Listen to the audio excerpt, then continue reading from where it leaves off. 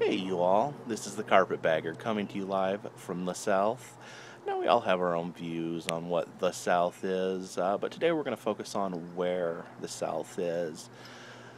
We're going to go through each state and determine whether or not it is part of the South, and we're going to answer this age-old question once and for all.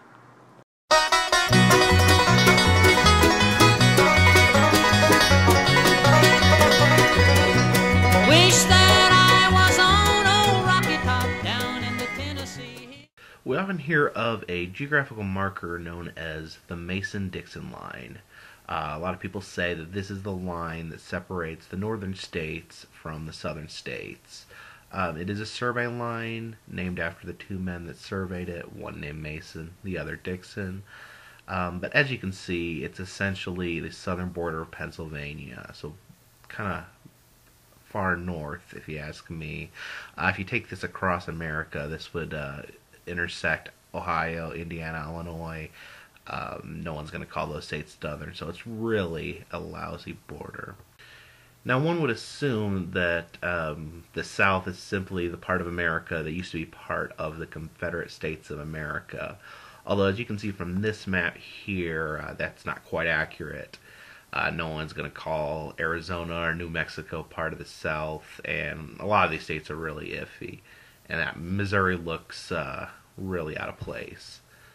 Now, I've done a tremendous amount of research on this subject, and I found a few maps that show a rough outline of the area that we call the South. This here is the Y'all map. It maps out how people refer to a group of people, and as you can see, the South stands out as using the word y'all. Also, this is a map of diabetes in America, and it kind of looks like the South. Let's see what Wikipedia has to say on the subject. Okay, so on this map, apparently the dark red states are indisputably part of the South, while the lighter red states are considered sometimes part of the South, and the stripy ones are a toss-up. I see this is going to take a little bit of deduction, so we're going to have to take a closer look. Let's just run real quick through the states that are indisputably part of the South.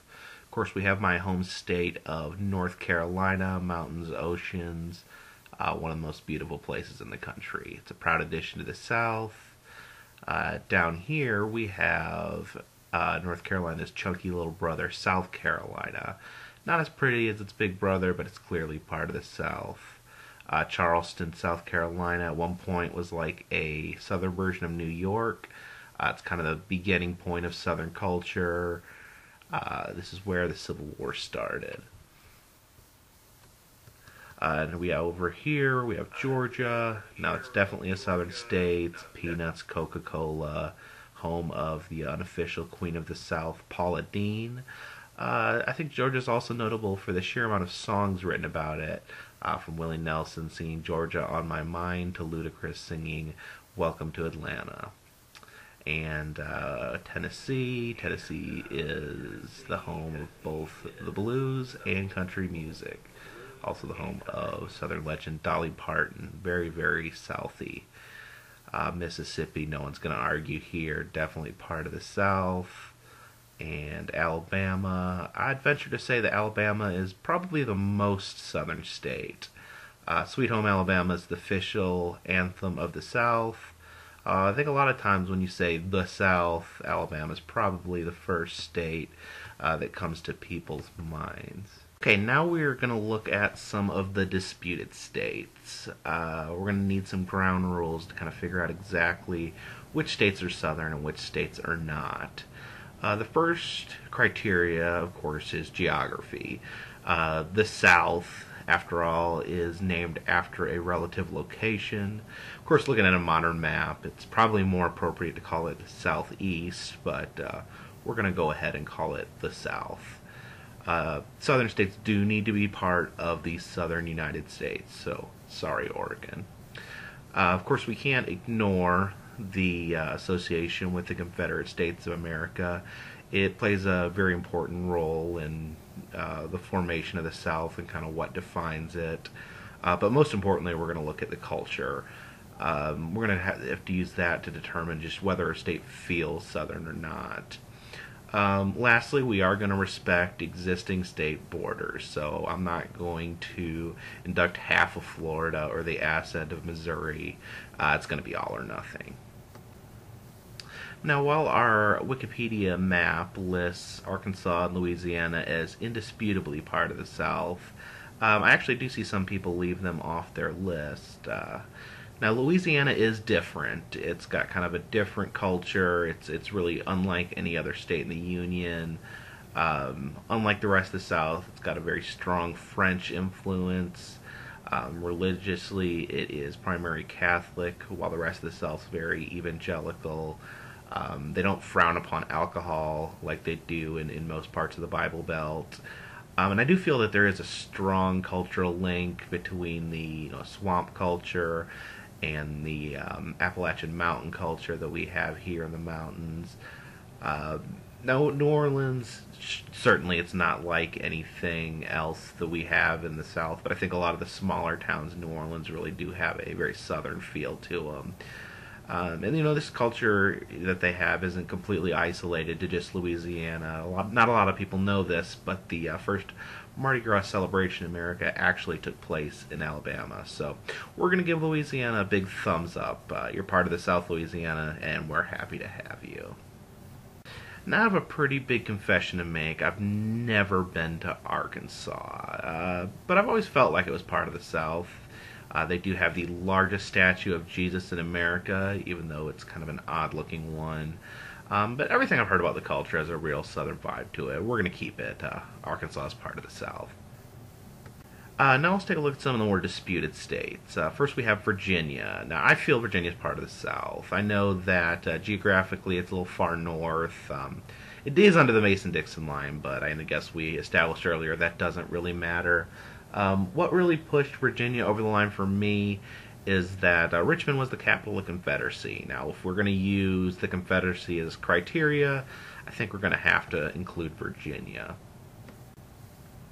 Let's head next door and look at West Virginia. This is actually stripy on the Wikipedia map, so it's only considered part of the South sometimes. I was a little confused about that. West Virginia is deep, deep in the Appalachian Mountains, which I feel is strongly associated with the South. There really isn't any state that does rural poverty the way that West Virginia does.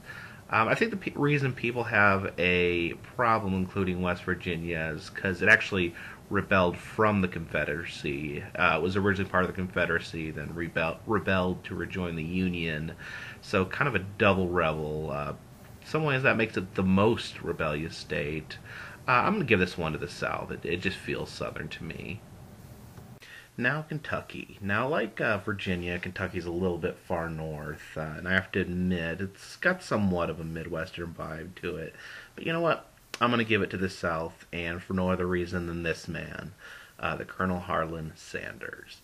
Now the Colonel dressed in all white and a string tie and ate nothing but fried chicken. This man just oozes Southiness.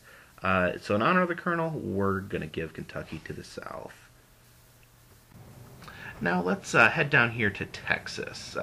This one is controversial. People in Texas, they talk with a drawl, they go to church, they listen to country music, but I think just Texas kind of has its own vibe. You ask someone from Texas what part of the country they're from, they're not going to say, I'm Southern, I'm from the South. They're going to say they're from Texas.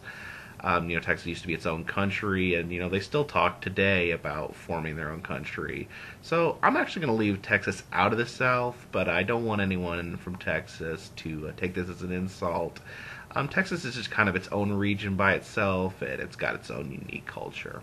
Then we have Oklahoma. Now, Oklahoma's got a bit of an identity crisis. It's kind of the intersection point between the South, the Midwest, and Texas. It's the crossroad that connects these three regions. I'm sure there's parts of Oklahoma that have a really strong cultural vibe, but it's just not solid South. So sorry, Oklahoma, you're out. Now let's head on to Missouri. Now I admit, when I started researching this subject, I was a little surprised to find that anyone considered Missouri part of the South. After doing some research, I did find that it did have some solid links to the Confederacy, and apparently the hillbilly imagery that we see here in the South is actually pretty common in Missouri. Just look at it though; it just doesn't look right. Geographically, it just juts out way too much. It kind of just looks like a big tumor on the top of the South, and since we're doing this state by state, I'm gonna have to vote Missouri out of the South. Sorry. Finally, we're going to move on to the controversial Florida. Now, a lot of people refuse to acknowledge that Florida is a southern state.